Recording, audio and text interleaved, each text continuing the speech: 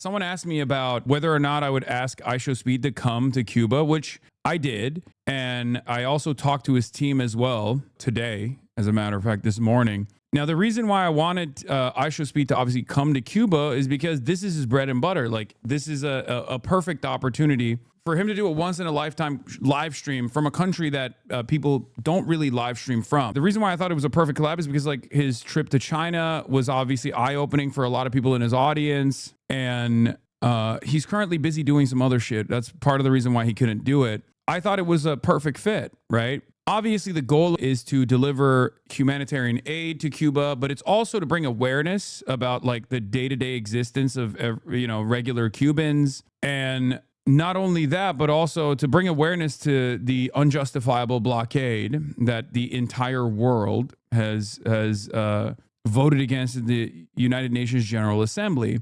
So it's partially for awareness, and it's also a unique opportunity for that perfectly suits what IShowSpeed does. And that's the reason why I had asked him, right? And it's so strange that people were like flexing that, IShowSpeed hates you, Hassan, or whatever. And XQC was making fun of me, apparently. He said, XQC said he doesn't know why Hasanabi be surprised that IShowSpeed doesn't want to follow him on his trip to Cuba. It's like a YouTube creator with 50 subscribers asking Apple CEO Tim Cook for a collab. And people don't even know that. Invite IShowSpeed. Genuinely, I asked. He did not respond. It would have been great. You can just go to Cuba. Like, even right now, you can just go. Chad, this is like when an independent YouTuber that gets like fucking 50 subscribers, right? Says, guys, we asked Apple CEO Tim Cook for a comment. He did not respond to our request for answer. Even in respond. You have an amazing stream. Okay. Much Lou. Yeah, and then people are like WSpeed, but like they don't understand. Like, this isn't me like clout chasing or whatever. The goal of this is obviously for awareness. I said, this is such a stupid take. Speed has traveled all around the world. We're going to Cuba with journalists and artists like Kneecap. It's not a fucking Twitch collab. It's an aid mission with hopes of sharing Cuban culture with the U.S. and showing the impact of the U.S. blockade. To me, this once again shows that I live in this parallel universe, right? Where I'm like trying to do adult shit, trying to get people elected. I have this ideology. I have this affirmative vision for the future, this positive vision for the future that I'm trying to enact to the best of my ability with my community and a lot of you guys as well. But then because of the platform that I'm on, because I'm on fucking Twitch, a lot of the lowest IQ fucking idiots cannot comprehend that there is a goal here beyond just like Twitch streaming collabs and fucking clout. And I suspect that there's probably a lot of people that are like legitimately also don't see it in that way at all. And they don't think like this is an adult thing, right? And that's part of the reason why they operate like this and they celebrate moments like this. Because, I mean, this is just fucking idiotic. They're caught up in online brainwash shit. We see what you're doing for the people. I know my audience understands this, and many people in the periphery also understand this. Like, the average normie is not tuned into like the everyday drama. For them, they're like, if they were to encounter this commentary, they'd be like, what the fuck are you talking about? Like, this is a much larger aid mission than like one guy's ambitions for clout, right? And I don't know why they like take such. I don't know why they find such joy in actively, in actively undermining things that I'm trying to do, or celebrating what they perceive as like a failure. Yeah, it's because you talk about it, dude. No one cares, but you and Morans. Yeah, I don't know. I find it very strange. They can't cancel your college appearances, so they're going after people saying that you want on. I've always found this dynamic interesting. Like, I only watch you and a few other political commentators, e.g. Majority Report on Twitch, but I always see so much brain rot tangential to it, which is just silly and ridiculous shit while I'm trying to actually get serious news and politics.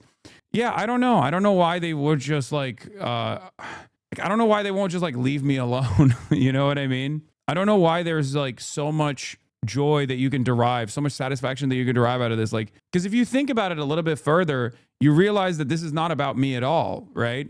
Like, do you think it's good that America is starving the Cuban population, right? Do you think it's a good thing?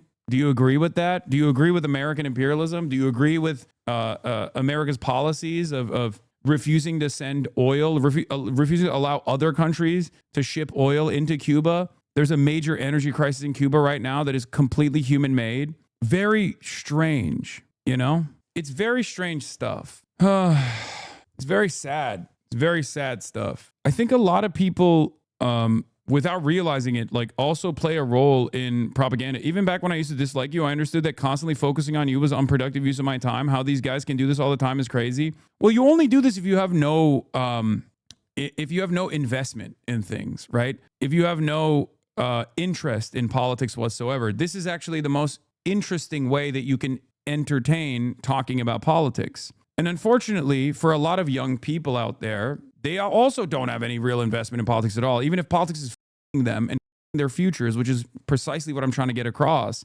A lot of these guys basically operate in this very nihilistic, very cynical way, very narcissistic way, where they're just like, fuck my enemies. I hate this guy. He's called me out for gambling. Fuck him. He is my enemy forever. And I know that I can I can scratch this itch and get a little bit of clout on the side as well by attacking him over and over again. Normally, I think a lot of content creators avoid that kind of friction. Most content creators hate this kind of friction. So they'll play ball. They'll either like deliberately shut the fuck up and never talk about XQC or Aiden Ross or all these other content creators because they're fearful of like the pushback that they'll receive from their audiences. I don't do that. Every now and then I will actually go, fuck you, right? And then obviously that back and forth continues. I guess part of the reason why I bring this up every now and then is so that, you guys are aware of like when you hear, negative commentary, you just know where it comes from, right? And you also understand like what the reason for that negative commentary is. Because if you think that it's because like these people have like a genuine ideological disagreement with what I believe and what I am defending, it's not that at all. It's something super silly. It's much sillier than that. It's much more pathetic than that. It's much more childish than that. But unfortunately, a lot of people on the internet are also kind of childish. And there is a market for this kind of content. It is what it is. It's kind of sad. What are you going to do?